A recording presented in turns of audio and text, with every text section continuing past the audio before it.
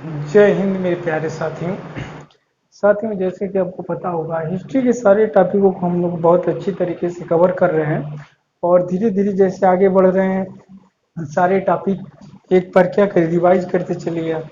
और इसमें टॉपिकों में हम सबसे पहले हिस्ट्री की बात करते हैं, कहाँ से शुरुआत करी थी हम लोगों ने।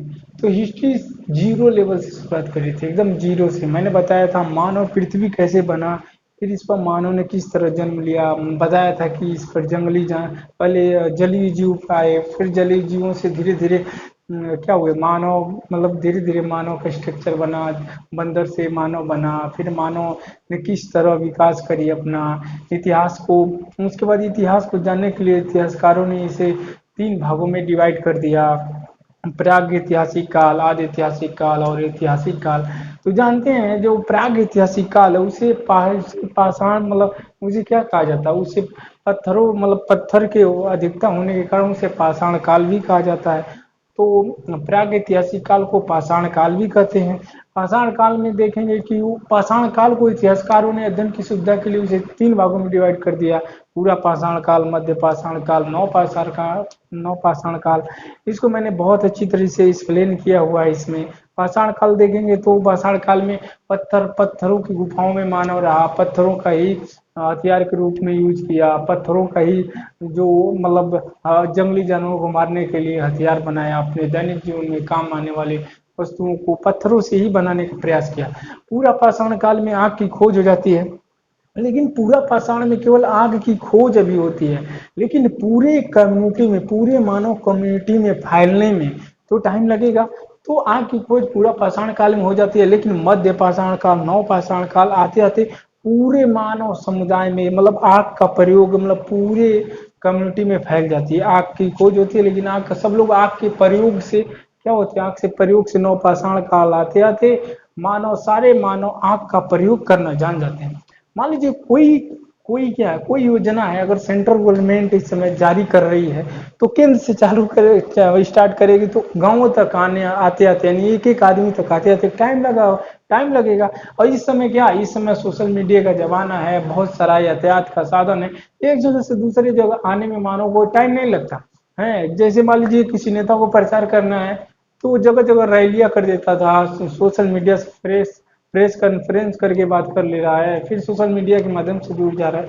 लेकिन उस समय क्या था, पाषाण काल में जब आग की खोज हुई होगी तो उस समय तो कोई सोशल मीडिया का जमाना था नहीं।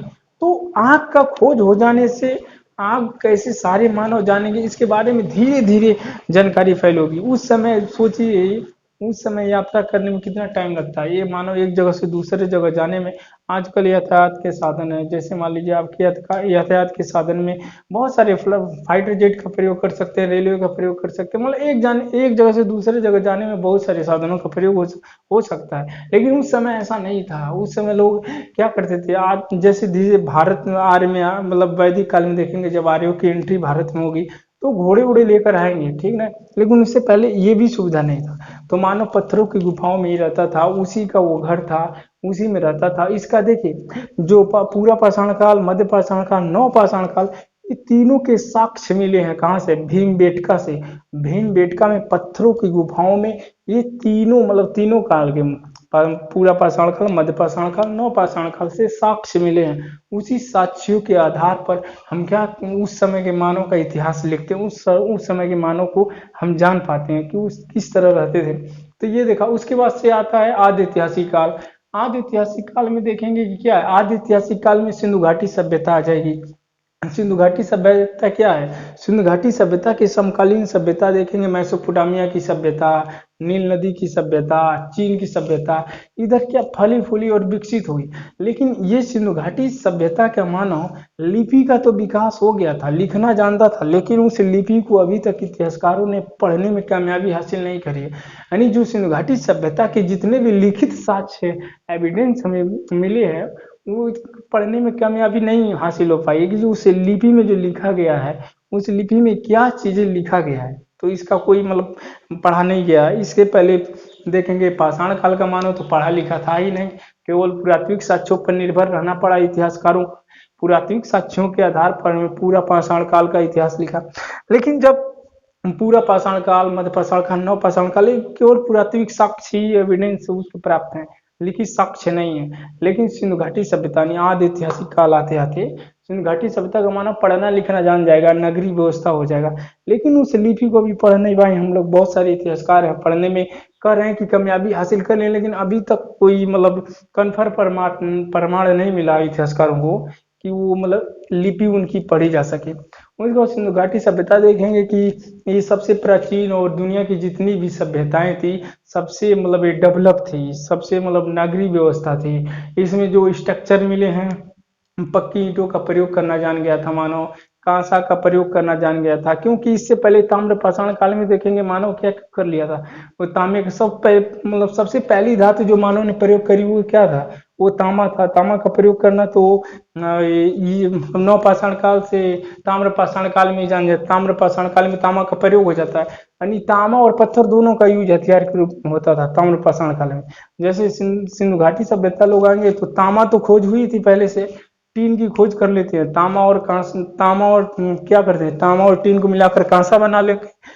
और कांसा होती है कठोर धातु, उससे कृषि करने में हथियार थोड़ा टिकाऊ हो जाते हैं, बनाने में उनको और हेल्प मिलती है।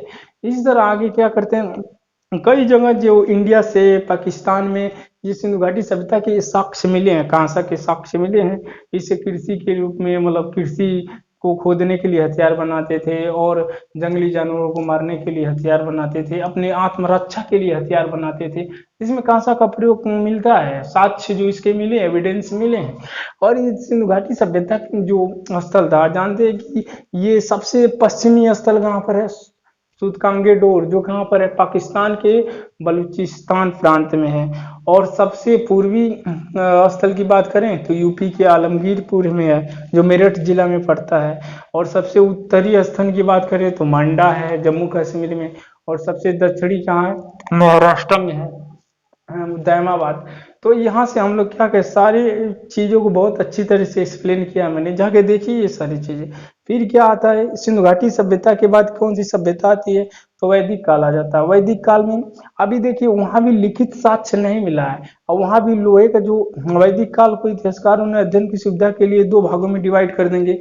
एक होगा ऋग वैदिक काल और एक होगा उत्तर वैदिक काल। ऋग वैदिक काल का मानो क्या होगा, ऋग वैदिक काल में लोहे का ज्ञान का अभाव है, मतलब लोहे का कहीं प्रमाण कहीं साक्ष्य नहीं मिलता है। तो ऋग वैदिक काल में लोहे का अभाव मिलेगा, मतलब लोहे का अभिज्ञान नहीं हुआ है मानव का। ऋग वैदिक काल में देखेंगे वेदों का निर्माण हो जाएगा, जैसे ऋग्वेद, सामवेद, यजुर्वेद और अथर्ववेद। ये चारों वेदों की जो चारों वेद अब किसी ने लिखा नहीं है, ये खुद साक्षात मतलब एक मतलब इसमें ये कहा जाता है कि भगवान आकर खुद बताए थे और ऋषि मुनियों को बताए थे, क्योंकि उस समय लिपि का ज्ञान था नहीं। आर्यों को जो मध्य एशिया से आए थे, मैक्स मुलर का सिद्धांत है कि मध्य एशिया से आर्य भारत में एंट्री की। तो जब आर्य आए तो वो क्या, सिंधु घाटी सभ्यता, इससे पहले वो पक्की ईंटों के मकान में रह रहे थे, लेकिन जब आर्य भारत में आए तो झोपड़ी में रह रहे थे। ठीक, तो इनको क्या था, लिपि का ज्ञान नहीं था आर्यों, तो ये लिपिबद्ध नहीं कर पाए। तो धीरे धीरे गुरु और शिष्य की परंपरा चलती रही। वही मान लीजिए कोई गुरु अपने शिष्य को बताता था, फिर शिष्य अपने थी मतलब शिष्य गुरु बनता था तो अपने शिष्य को बताता था। ये गुरु और शिष्य की परंपरा से होती हुई चार वेदों की कहानी आगे बढ़ती रही, आगे बढ़ती रही। फिर आता उत्तर वैदिक काल में, उत्तर वैदिक काल जहाँ से लिपि का विकास होता है, तो उसी में इसको लिपिबद्ध कर दिया जाता है। ऋग्वेद के संकलनकर्ता कौन है, वेद व्यास है, इनका उपनाम वेद व्यास है। तो वेद व्यास जी ने क्या किया, इसको ऋग्वेद को संगठन किया, जो है संलग्न किया, जो डाटा था सुने मतलब जो से पीढ़ियों दर पीढ़ी आ रही थी ऋग्वेद की कहानी, उसको लिपिबद्ध कर दिया गया। तो उत्तर वैदिक काल आते आते देखेंगे कि आर्य लोहे का प्रयोग करना जान जाएंगे। उत्तर वैदिक काल में जो 950 ईसा पूर्व में महाभारत का जिक्र मिलता है, तो महाभारत का तो जिक्र मिलता है, लेकिन रामायण का कोई मतलब इतना ठोस एविडेंस नहीं मिला है, लिखित साक्ष्य भी नहीं मिला है। लेकिन क्या महाभारत का मिला है, महाभारत का जो कुरुक्षेत्र है हरियाणा में, वहां से भी बहुत सारे एविडेंस मिले हैं इससे। तो ये देखेंगे ऋग वैदिक काल में उत्तर वैदिक काल आएगा। अब जो यहाँ देखिए सबसे जो इसमें कमी है, वर्ण व्यवस्था की हो जाती है। वैदिक काल में जो वैदिक साहित्य आते हैं, वैदिक साहित्य क्या बताते हैं, वैदिक साहित्य मतलब वैदिक काल को दो भागों में डिवाइड किया जाएगा, ऋग वैदिक काल, उत्तर वैदिक काल में। तो ऋग वैदिक काल का जो समाज होगा वो कर्म के आधार पर होगा, कर्म प्रधानता होगी, यानी कर्म की प्रधानता होगी वहां पर, यानी कर्म के आधार पर वर्ण व्यवस्था तय की जाएगी। लेकिन उत्तर वैदिक काल आते आते वर्ण व्यवस्था जन्म के आधार पर हो जाएगी। जो समाज में सबसे बड़ी क्या है, बुराइयां हैं, समाज में तरह तरह के द्वेष आ जाएंगे, क्योंकि जब जन्म के आधार पर कर दिया जाएगा तो समाज में कई तरह की बुराइयां आ जाएगी। इन बुराइयों को दूर करने के लिए दो दो संप्रदाय, दो धर्म आते हैं, जैन धर्म, बौद्ध धर्म। जैन धर्म, बौद्ध धर्म ने ब्राह्मणों के ग्रंथों को चुनौती देते हैं, ब्राह्मणों के सिद्धांतों को चुनौती देते हैं और सामने उभरते हैं। तो धीरे धीरे देखते ही देखते बहुत सारे लोग जो इन सताए रहते हैं, मतलब वेद पुराणों की कौन वेद पढ़ सकता है, कौन नहीं पढ़ सकता है, तो इसे सताए हुए सारे लोग जैन धर्म, बौद्ध धर्म ज्वाइन करते गए, क्योंकि ये नास्तिक थे और ये जो बौद्ध जो मतलब ग्रंथ लिखे गए थे ये आस्तिक में आते थे। तो धीरे धीरे देखेंगे यहाँ से सारे जनता, बहुत सारी जनता जंप कर जाती है वो जैन धर्म, बौद्ध धर्म में। तो यही कारण है कि बौद्ध धर्म धीरे धीरे मतलब क्या विदेशों तक फैल गया, चाइना हो गया, श्रीलंका हो गया, थाईलैंड, बहुत सारे देशों में बौद्ध धर्म फैल गया। उसके बाद समाज के बुराइयों पर क्या करेंगे, प्रहार करने लगेंगे। बुराइयां जैसे जैसे प्रहार करेंगे तो देखेंगे धीरे धीरे राजाओं का शरण मिलने लगेगा। तो इसमें इसके बाद से जैन धर्म, बौद्ध धर्म के बाद देखेंगे तो सोलह महाजनपद का जिक्र आता है। सोलह महाजनपद आएंगे तो बौद्ध धर्म, जैन धर्म को बहुत सारे राजाओं का शरण मिलने लगेगा। उसी प्रकार बौद्ध धर्म और जैन धर्म क्या फलता फूलता और विकसित होता जाएगा। तो फिर इसी तरह इतना टॉपिक तो हमने कवर कर लिया है, वैदिक काल तक, वैदिक पीरियड तक टॉपिक कवर हो चुका है। आगे क्या पढ़ेंगे, प्राचीन जो धर्म है, बौद्ध धर्म, जैन धर्म के बारे में देखेंगे।